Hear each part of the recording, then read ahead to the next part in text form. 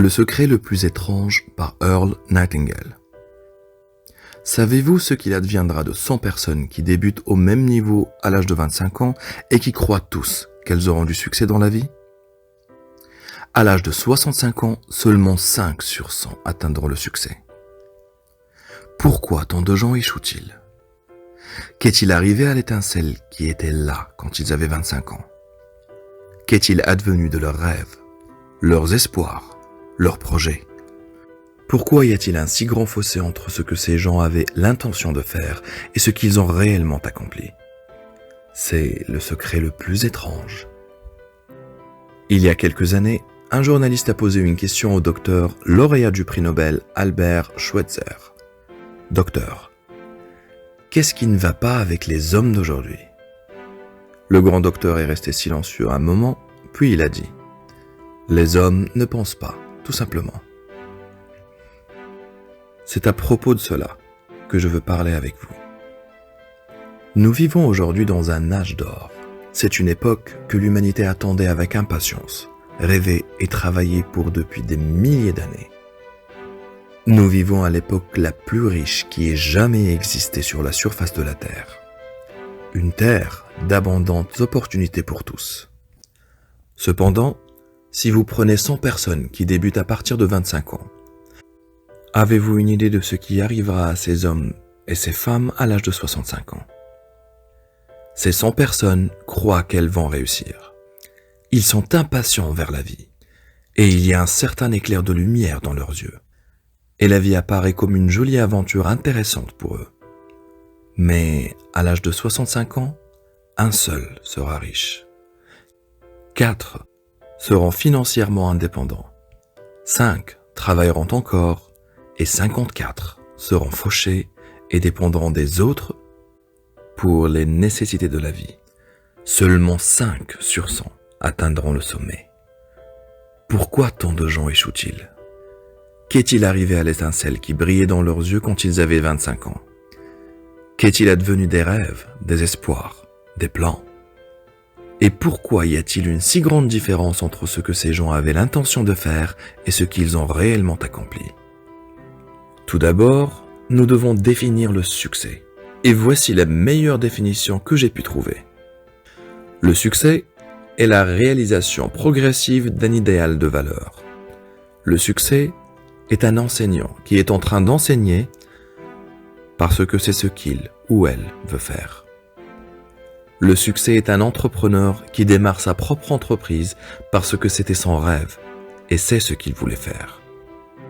Le succès est un vendeur qui veut devenir le meilleur vendeur dans son entreprise et se lance dans l'atteinte de cet objectif.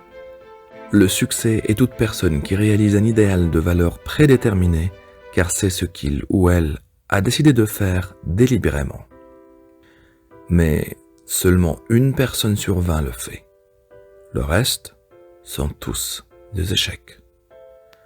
Roland May, le fameux psychiatre, a écrit un livre merveilleux intitulé « L'homme à la recherche de soi-même ». Et dans ce livre, il dit « Le contraire du courage dans notre société n'est pas la lâcheté, c'est la conformité. » Et là, vous avez la raison de tant d'échecs.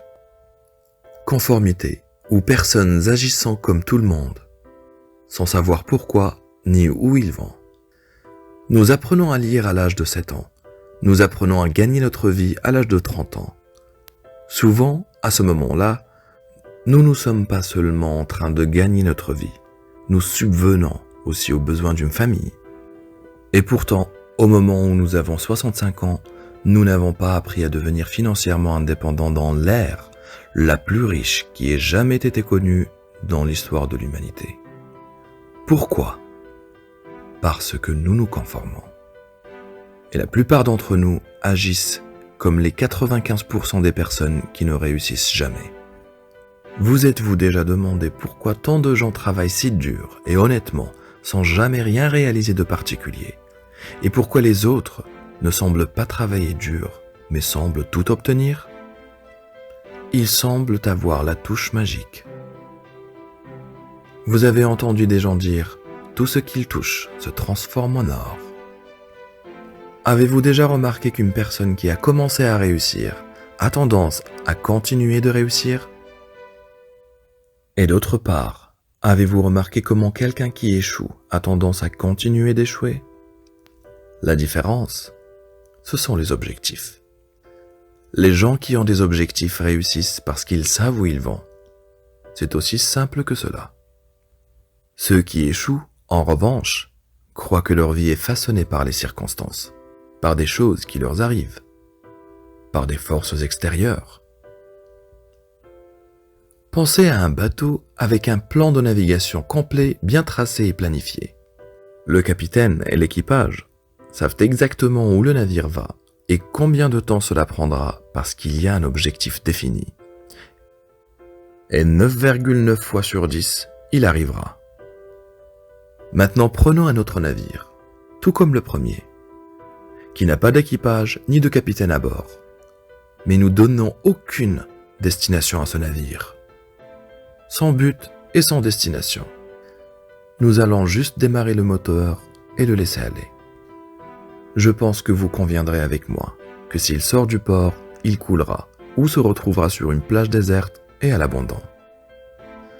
Il ne peut aller nulle part parce qu'il n'a pas de destination et pas d'orientation. C'est la même chose avec un être humain. Cependant, la race humaine est fixée pour ne pas empêcher les plus forts de gagner, mais pour éviter aux faibles de perdre. La société d'aujourd'hui peut être comparée à un convoi en temps de guerre. Toute la société est ralentie pour protéger son maillon faible. Tout comme un convoi naval doit aller à la vitesse qui permettra à son navire le plus lent de rester en formation. Et c'est pourquoi il est si facile de gagner sa vie aujourd'hui. Il ne faut pas un cerveau ou de talent particulier pour gagner sa vie et subvenir aux besoins d'une famille aujourd'hui. Nous avons un soi-disant plateau de sécurité. Donc pour réussir, tout ce que nous devons faire, c'est décider à quelle hauteur de ce plateau nous aspirons. Tout au long de l'histoire, les grands sages et enseignants, les philosophes et les prophètes, n'étaient pas d'accord les uns avec les autres sur les différents sujets. Ce n'est que sur ce seul point qu'ils sont en accord unanime. La clé du succès ou la clé de l'échec est la suivante. Nous devenons ce à quoi nous pensons. C'est le secret le plus étrange. Maintenant, pourquoi est-ce que je dis qu'il est étrange? Et pourquoi est-ce que je l'appelle un secret? En fait, ce n'est pas du tout un secret. Il a été promulgué par certains des premiers sages. Et il se mentionne encore et encore à travers la Torah, la Bible et le Coran. Mais très peu de gens l'ont appris, ou l'ont compris. C'est pourquoi il est étrange. Et c'est pourquoi aussi, pour certaines raisons étranges, il reste presque un secret. Marcus Aurelius, le grand empereur romain, a déclaré « La vie d'un homme est ce que ses pensées font de lui. » Disraeli a dit ceci « Tout se manifeste si un homme est patient. Un être humain avec une intention précise va l'accomplir. Et rien ne peut résister à une volonté solide et persistante de manifestation de cette chose désirée. » William James a dit « Nous n'avons besoin que d'agir avec un sang-froid, comme si la chose en question était réelle, et elle deviendra infailliblement réelle par le fait de consolider un lien avec notre vie qu'elle est en train de devenir réelle. Elle deviendra donc étroitement liée avec l'habitude et l'émotion qui donnent une forme à nos croyances en ces choses. » Il poursuit « Vous devez seulement souhaiter vraiment ces choses et exclusivement, et surtout ne pas souhaiter en même temps des centaines d'autres choses incompatibles aussi fortement. » Mon vieil ami, Dr Norman Vincent Peale, l'a exprimé de cette façon. Si vous pensez négativement, vous obtiendrez des résultats négatifs. Si vous pensez positivement, vous réaliserez des résultats positifs. George Bernard Shaw a dit « Les gens blâment toujours leurs circonstances pour ce qu'ils sont. Je ne crois pas aux circonstances. Les personnes qui réussissent dans ce monde sont les gens qui se lèvent et cherchent les circonstances qu'ils veulent. Et s'ils ne peuvent pas les trouver, ils les créent, ces circonstances. » Eh bien, c'est très évident, n'est-ce pas? Nous devenons ce que nous pensons. Une personne qui pense à un objectif concret et utile, elle va l'atteindre. Parce que c'est ce qu'elle pense. Et inversement, la personne qui n'a pas de but, qui ne sait pas où elle va, et dont les pensées doivent donc être des pensées de confusion, d'anxiété, de peur et d'inquiétude, va ainsi créer une vie de frustration, de peur, d'anxiété et d'inquiétude. Et si elle ne pense à rien, cette personne ne devient rien. Vous récoltez ce que vous semez. L'esprit humain est comme la terre d'un agriculteur. La terre donne à l'agriculteur un choix. Il peut planter dans cette terre tout ce qu'il choisit. La terre ne se soucie pas de ce qui est planté. C'est à l'agriculteur de prendre la décision. L'esprit, comme la terre, il vous retourne ce que vous plantez. Mais il ne se soucie pas de ce que vous plantez. Si l'agriculteur plante 2 graines, une graine de maïs et une autre graine de plante mortelle, et il les arrose toutes les 2, puis il prend soin de la terre, qu'est-ce qui va se passer? Rappelez-vous, la terre ne se soucie pas. Elle produira les plantes mortelles en abondance tout autant que le maïs. Ainsi poussent les 2 plantes, le maïs et la plante mortelle. Vous récoltez ce que vous semez. L'esprit humain est beaucoup plus fertile, beaucoup plus incroyable et mystérieux que la terre. Mais cela fonctionne de la même manière. Peu importe ce que nous y plantons, succès ou échec. Un objectif clair et concret, ou juste de la confusion, incompréhension, peur ou anxiété. Mais sachez que ce que nous plantons, nous le récolterons.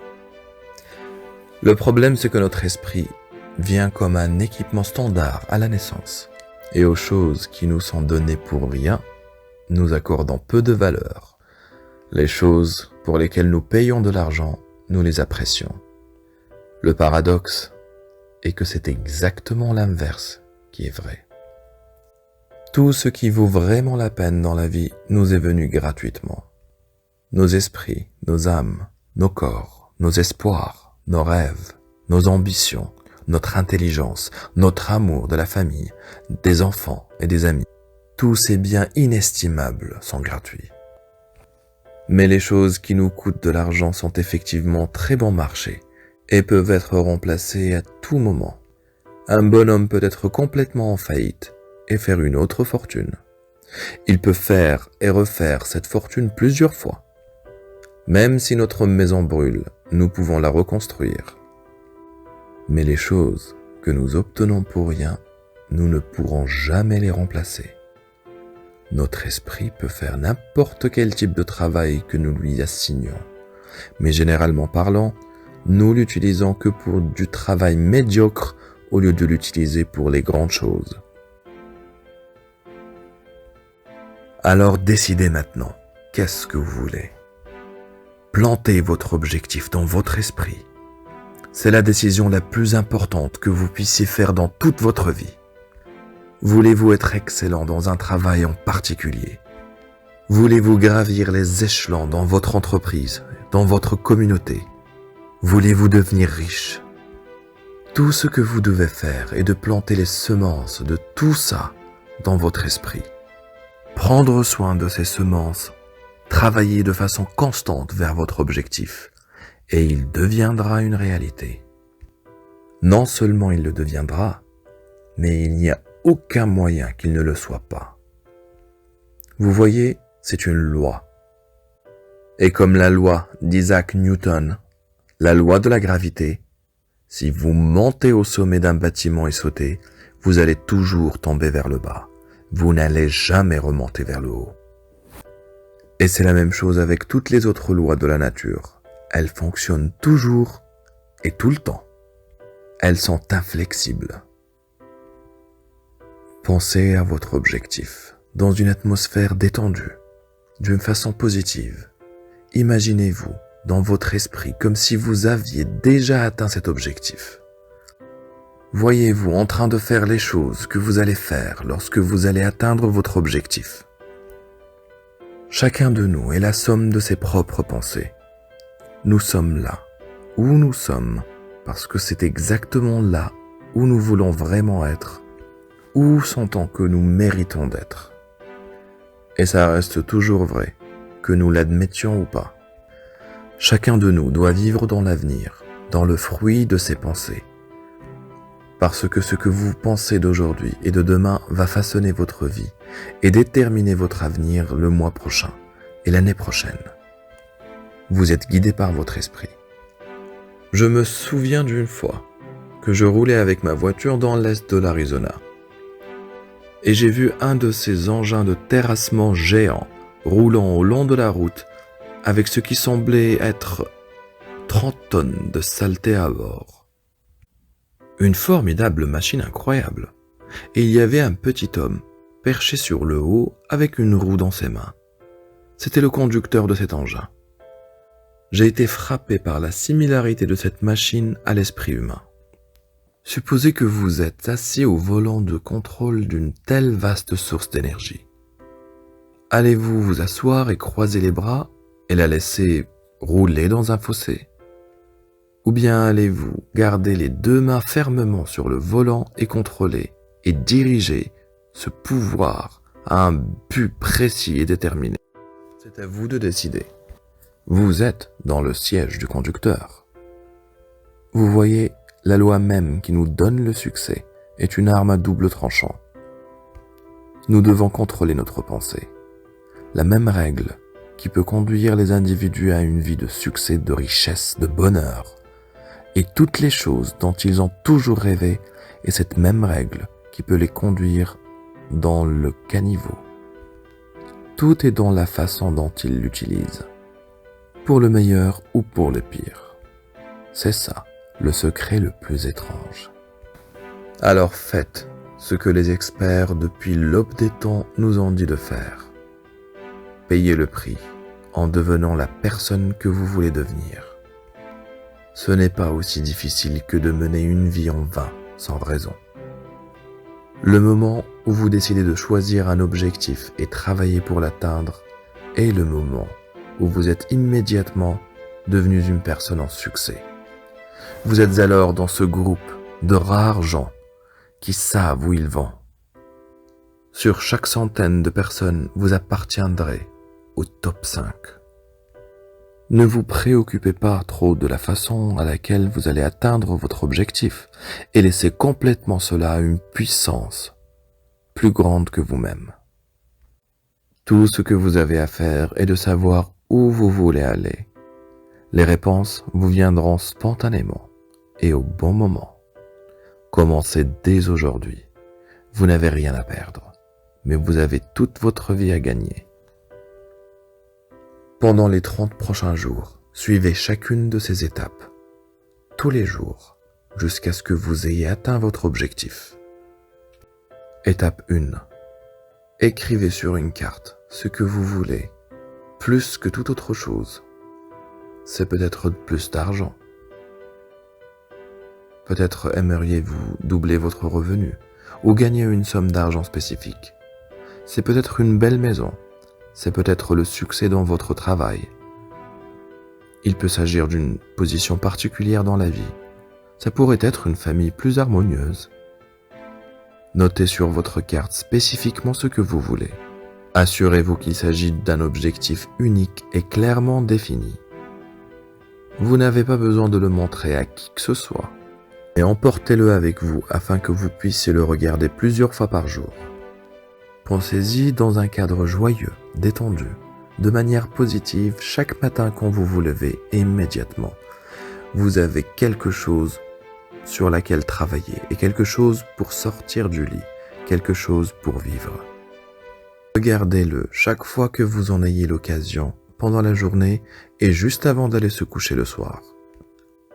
En le regardant, rappelez-vous que vous devez devenir ce à quoi vous pensez. Et puisque vous pensez à votre objectif, vous vous rendez compte que bientôt, il sera le vôtre.